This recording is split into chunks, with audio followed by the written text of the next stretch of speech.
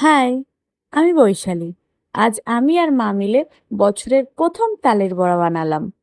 তো চলো কিভাবে বানালাম দেখে নিই। প্রথমেই দেখতে পাচ্ছ তালগুলোকে সুন্দর করে ধুয়ে পরিষ্কার করে নিচ্ছি। এবার তালের ওপরের যে খোসাগুলো ছিল সেগুলো সব ভালো করে ছাড়িয়ে নেব। ভিডিওটা শেষ পর্যন্ত দেখো, তাহলেই পারফেক্ট তালের বড়া বানাতে পারবে বাড়িতে খুব সহজেই। তালের ওপরের খোসাগুলো ছাড়ানো হয়ে গেলে আঠিগুলো আলাদা করে নিয়ে একটু জোরে জোরে বাড়ি দিয়ে চটকে মাখিয়ে নিতে হবে, নাহলে শাঁসগুলো বার করা যাবে না। এবার একটা কোড়নের সাহায্যে ভালো করে তালের পাল্পগুলো ছেঁকে নিতে হবে। তালের পাল্পগুলো বার করা হয়ে গেলে এবার ধুয়ে পরিষ্কার করে রাখা একটা নেটের মধ্যে পাল্পগুলো দিয়ে যেভাবে দেখানো হয়েছে সেইভাবে সবগুলোকে বের করে নিতে হবে। এবার দেখো ওর মধ্যে কতগুলো আসছিল। এবার সুন্দর করে পরিষ্কার করে বের করে নেওয়া তালের পাল্পের মধ্যে এক বাটি সুজি দিয়ে নেব। সুজি দেওয়া হয়ে গেলে সেম বাটিতেই এক বাটি গমের আটা দেব।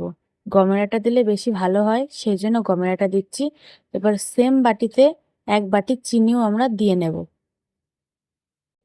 এবার স্বাদ অনুযায়ী একটু লবণ দিয়ে এবার সবগুলোকে ভালোভাবে মেখে নেব। তোমাদের যদি ভিডিওটা ভালো লেগে থাকে তাহলে লাইক কমেন্ট শেয়ার করতে ভুলো না। আর নেক্সট তোমরা কোন ভিডিও দেখতে চাও প্লিজ কমেন্টে বলে যেও।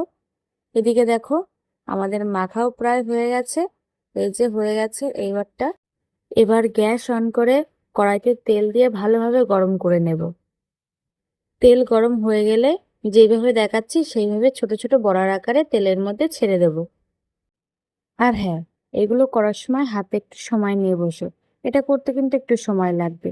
আস্তে আস্তে সময় নিয়ে ধীরে ধীরে ভাজতে হবে, না হলে এগুলো ভালো হবে না। লাল লাল করে এপিট ওপিট ভেজে তারপর আমরা সেগুলোকে তুলে নেব। খুব ভেজে তোলার সাথে সাথে মা আমাকে আবার টেস্ট করার জন্য বাটিতে করে দিয়েছে। তাই সত্যি খুবই টেস্টি হয়েছিল। আমাদের ভাজা কমপ্লিট, আর ভেতরটা সত্যি খুবই সফট আর ফাঁপা হয়েছিল। তোমরাও এইভাবে বাড়িতে বানিয়ে দেখো, পারফেক্ট হবেই। আজ এই পর্যন্তই। আবারও নেক্সট কোনো ভিডিও নিয়ে তোমাদের সাথে দেখা হবে। Thank you for watching. Tata.